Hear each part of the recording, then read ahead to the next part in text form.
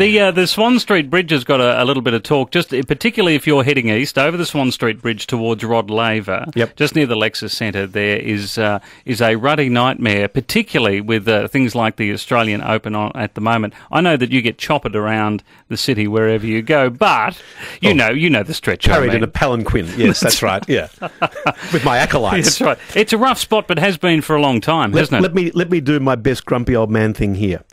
One of the things that drives me absolutely bananas is you're sitting in that lane because you're going to go over the Swan Street Bridge and turn left to come into the city. Yeah. The lane next to you goes up onto the Swan Street Bridge and is only for turning right. Yes. Those selfish types who scoot along that lane get up onto the Swan Street Bridge and then deliberately duck back into the left-hand lane because they just want to jump the queue of the 200 cars that are doing the right thing and waiting safely to do it. That's one of the things that drives me mad about driving in Melbourne.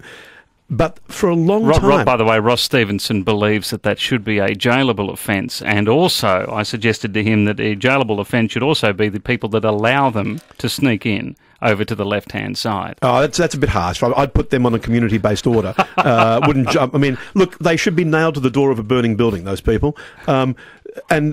Look, there are so many ways that you could fix that, and I don't know why Vic Roads has been so recalcitrant for so long about what they could do to the movement across that bridge. So I was delighted to see that they are actually going to address it, and I think it will fix a huge problem that causes huge, backlogs of cars that go all the way back down underneath Princess Bridge. It's a gentle embarrassment, isn't it? Particularly when we have something like the Australian Open, which we flog like crazy because we want as many people to go there as they possibly can, and then when they get there we have problems with, well, there was a problem with the trams the other day, but this thing with the Swan Street Bridge. Yeah, look, I don't think it's for the Open, to be honest, because most people don't drive to the Open. It's wonderful. One of the things about our city is you can actually walk from the city to the MCG or Rod Laver Arena. I mean, that's a great benefit for us. And I think, or take a tram, take the shuttle tram that goes down there. That's the easiest way to get there.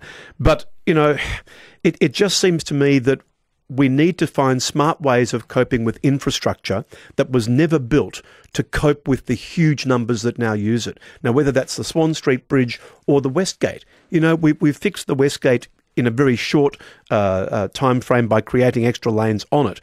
But that stopped us from having to rebuild the Westgate Bridge at a cost of about $6 billion. Now, pretty soon we'll be at the point where we need another link to the west, and I get that. But we need to work out smarter ways of using existing infrastructure for a growing population. And the Swan Street Bridge has been, a real sore point, I think, for a decade.